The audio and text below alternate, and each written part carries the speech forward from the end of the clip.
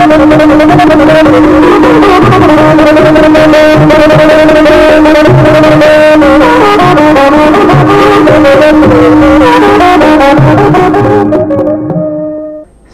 भाषा शिक्षण में आप सबों का स्वागत है।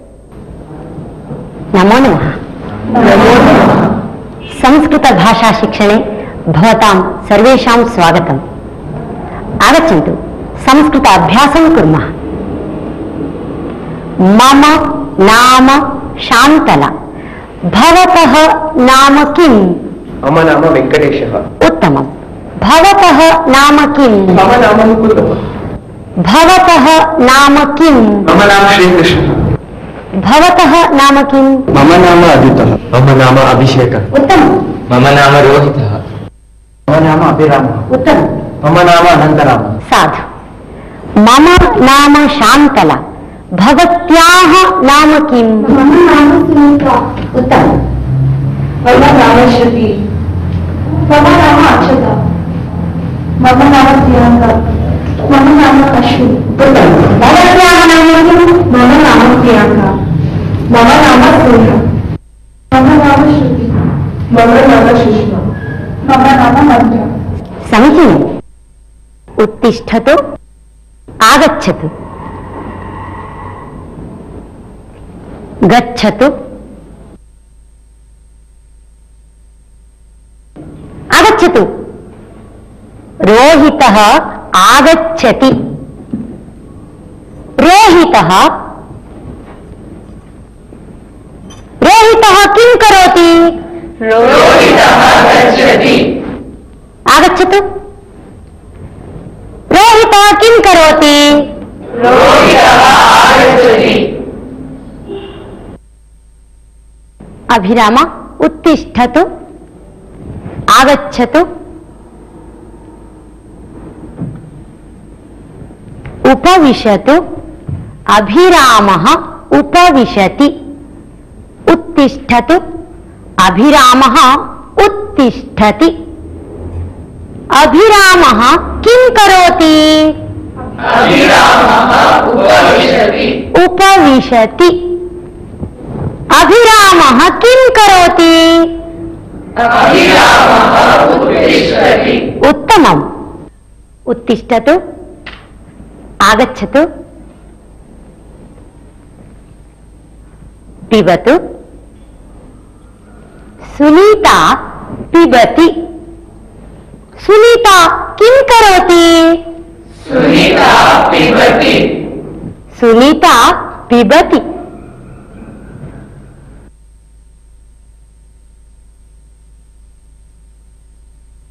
भवत्याः नाम किम्? मम नाम श्रुतिः। खादतु।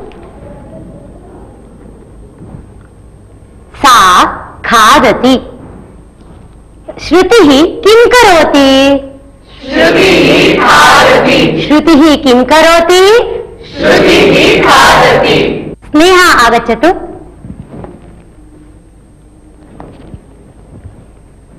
पठतु।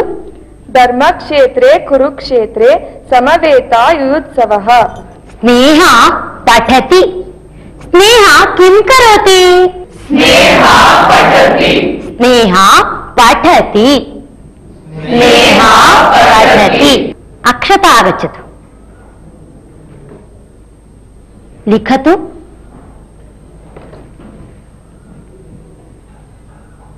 अक्षता लिखति। अक्षता किं करोति? अक्षता लिखति। अक्षता किं करोति? अक्षता लिखति। अक्षता लिखति। अश्विनी हसतु। उत्तिष्ठतु। हसतु। अश्विनी हसति। अश्विनी किं करोति? अश्विनी हसति। अश्विनी हसति। अभिषेकः हसतु। अभिषेकः हसति। अभिषेकः किं करोति? अभिषेकः हसति। अभिषेकः हसति। अश्विनी हसति। उपविशतु। पश्यतु वेंकटेशः पश्यति वेंकटेशः किं करोति वेंकटेशः पश्यति वेंकटेशः किं करोति वेंकटेशः पश्यति प्रियंका वदतु कृष्णफलकं तत्र अस्ति कृष्णफलकं तत्र अस्ति प्रियंका वदति प्रियंका किं करोति प्रियंका वदति प्रियंका वदति प्रियंका किं करोति प्रियंका वदति वदति प्रियंका वदति अनन्तराम उत्तिष्ठतु आगच्छतु अनन्तरामः किं करोति अनन्तरामः आगच्छति क्रीडतु अनन्तरामः क्रीडति अनन्तरामः किं करोति अनन्तरामः क्रीडति अनन्तरामः क्रीडति अनन्तरामः किं करोति अनन्तरामः क्रीडति गच्छति पठति लिखति इत्यादि क्रियापद प्रथम पुरुष एक वचन के रूप हैं। सह एषः सा एषा भवान भवति इत्यादि पदों के साथ इनका प्रयोग होता है। जैसे सः पठति एषः खादति सा लिखति एषा वदति भवान् उत्तिष्ठति भवान् उपविशति श्रीमद्भगवद्गीता भवती पठति लिखतु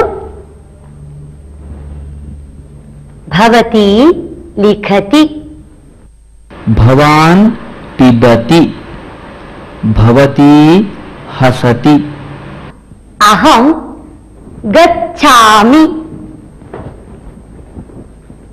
अहम् आगच्छामि अहम् आगच्छामि अहम् उपविशामि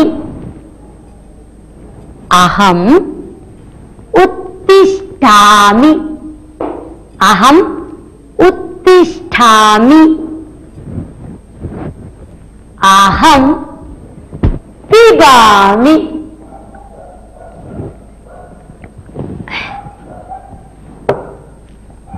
अहं खादामि अहं खादामि अहं क्रीडामि अहं क्रीडामि अहं हसामि अहं हसामि अहं हसामि अहम् अश्रद्धधाना पुरुषा धर्मस्यास्य परन्तप अप्राप्य मां निवर्तन्ते मृत्यु संसार वर्त्मनि अहं पठामि अहं पठामि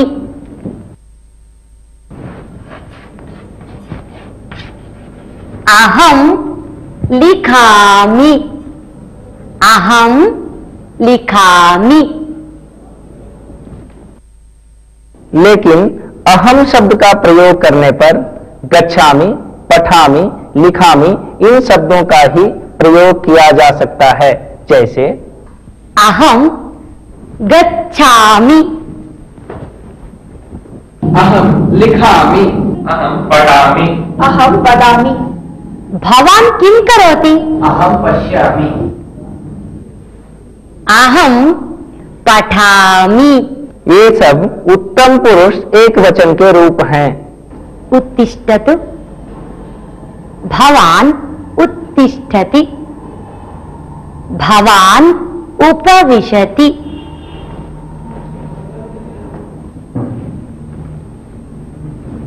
पठतु श्रीमद्भगवद्गीता। भवती पठति। लिखतु भवती लिखति। पश्यतु भवती पश्यति। इदानीं भवन्तः वदन्तु अहं किं करोमि? भवती गच्छति। भवती आगच्छति। भवती उपविशति। भवती उत्तिष्ठति। भवती वदति। भवती लिखति।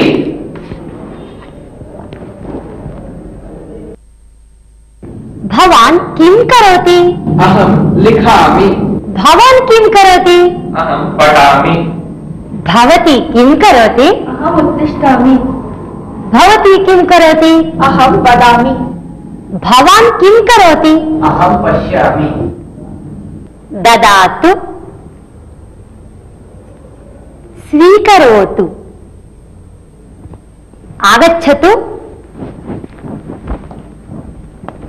नयतु। मास्तु मास्तु ददातु।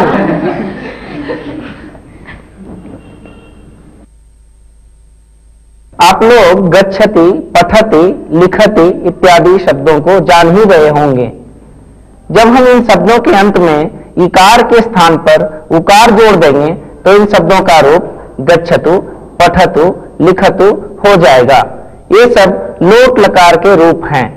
किसी को कुछ निवेदन करने के अर्थ में हम इन शब्दों का प्रयोग करते हैं। जैसे अनन्तराम उत्तिष्ठतु। आगच्छतु उत्तिष्ठतु। हसतु। कृपया उत्तिष्ठतु। अत्र आगच्छतु। उपविशतु। संस्कृतेन कथं संख्याः वक्तव्याः इति इदानीं वयं जानीमः। एकं द्वे त्रीणि चत्वारि पञ्च षट् सप्त अष्ट नव दश। एकं द्वे त्रीणि चत्वारि पञ्च षट् सप्त अष्ट नव दश। अहम् एकं वदामि, भवन्तः द्वे वदन्तु। एकं त्रीणि पञ्च सप्त नव एकं द्वे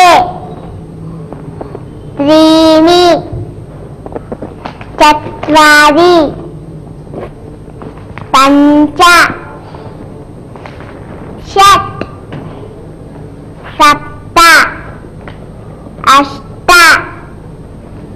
नव दश। एकं द्वे त्रीणि चत्वारि पञ्च षट् सप्त अष्ट नव दश एकादश द्वादश। षड् सप्त द्वे द्वे पञ्च सप्त षड् दश विंशतिः त्रिंशत् चत्वारिंशत् पञ्चाशत् षष्टिः सप्ततिः अशीतिः नवतिः शतं दश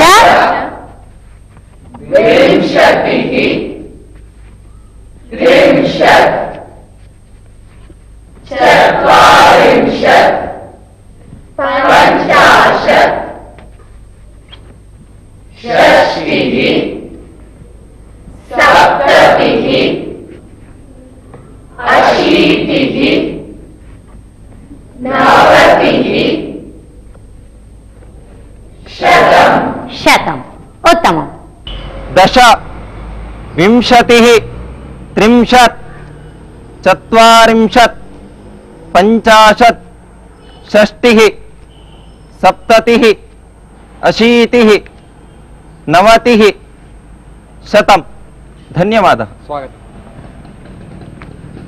संस्कृत में संख्याओं का प्रयोग हम कैसे करेंगे यह हम यहाँ सीख ही चुके हैं। संस्कृतेन कथं समयः वक्तव्यः इति इदानीं वयं जानीमः।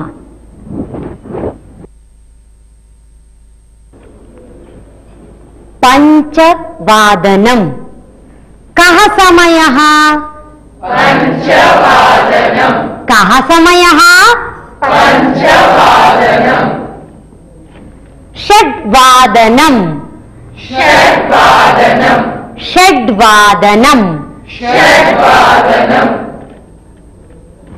कः समयः? कः समयः? कः समयः?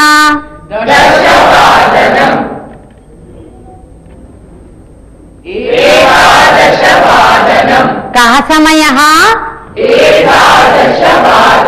एकादशवादनम्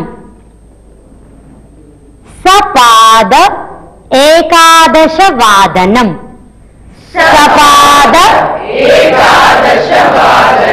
कः समयः?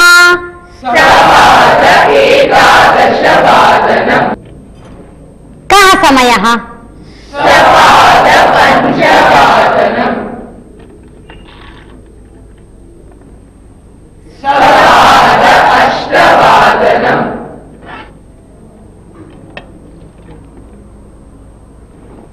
सार्ध सप्तवादनं कः समयः?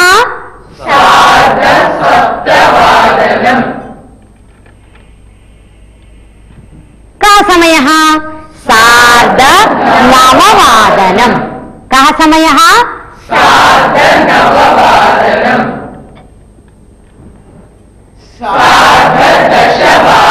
उत्तमम्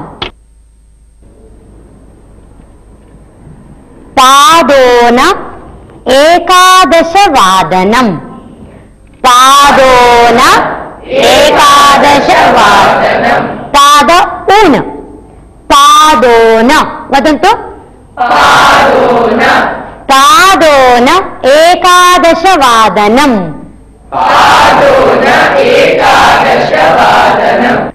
कः समयः? कः समयः? उत्तमम् पादोन नववादनं कः समयः? कः समयः? कः समयः? सपाददशवादनम् उत्तमम् महोदय कः समयः? सार्ध अष्टवादनं सार्ध अष्टवादनं धन्यवादः वत्सा वत्सा वत्सा उत्तिष्ठतु। कः समयः? पश्यतु सार्धषड्वादनं सार्धषड्वादनं सार्धषड्वादनं।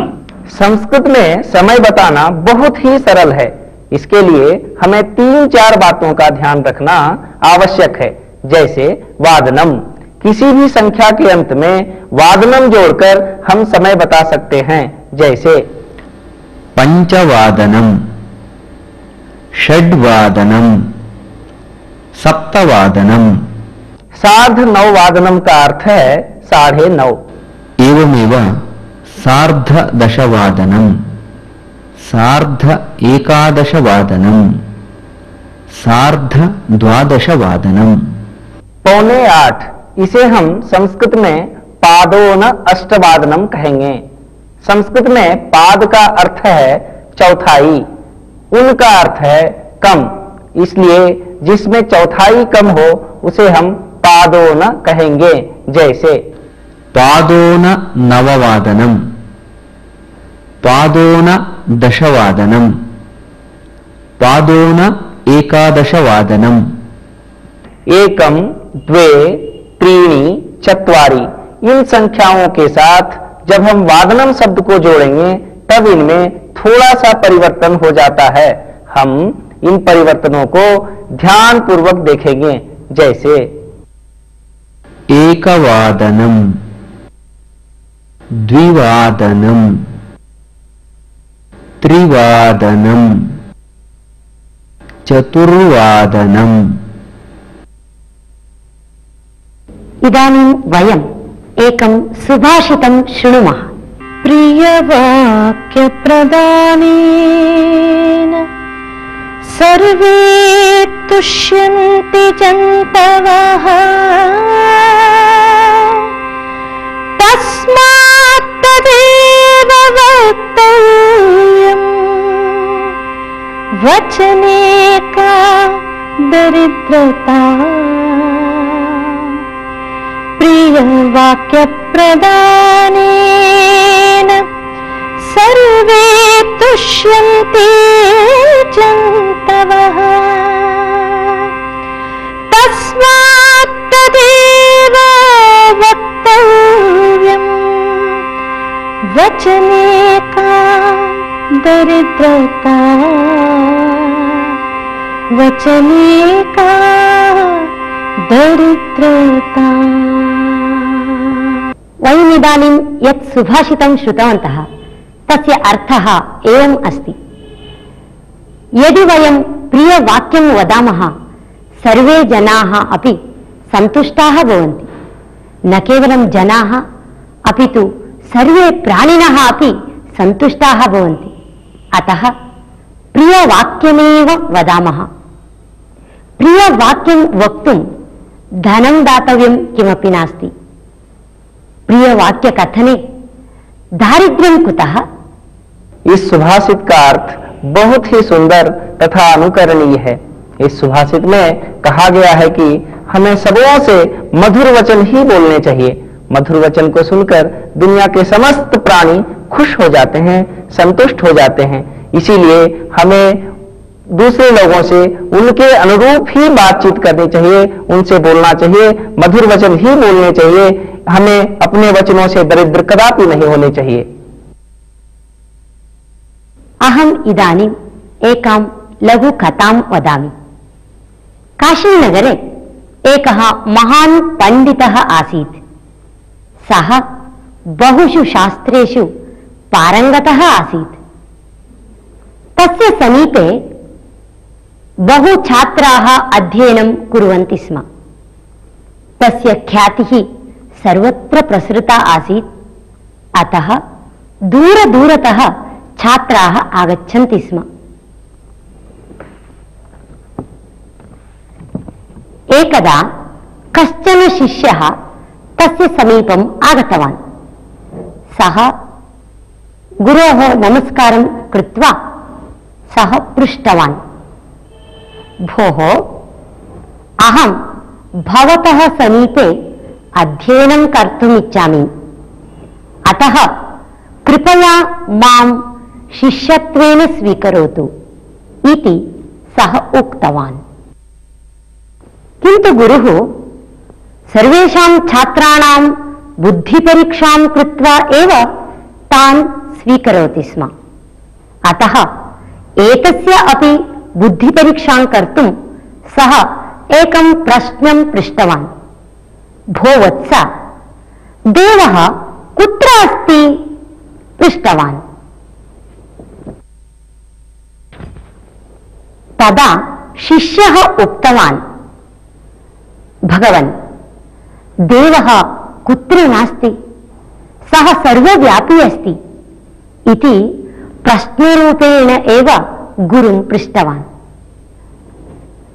एतस्य उत्तरं श्रुत्वा गुरुः अत्यन्तं सन्तुष्टः जातः। सः हर्षेण तम् आलिङ्गितवान्, तम् उक्तवान् अपि, भो वत्स, भवान् बुद्धिमान् बालकः अस्ति, भवन्तम् अहं शिष्यत्वेन निश्चयेन स्वीकरोमि। सत्यं, देवः सर्वव्यापी अस्ति, सर्वत्रापि अस्ति इति तम् उक्तवान्, शिष्यत्वेन अङ्गीकृतवान्। एवं सः शिष्यः तत्रैव उषित्वा विद्याभ्यासं कृतवान्, गुरोः आशीर्वादं प्राप्तवान्। भवन्तः कथां ज्ञातवन्तः किल?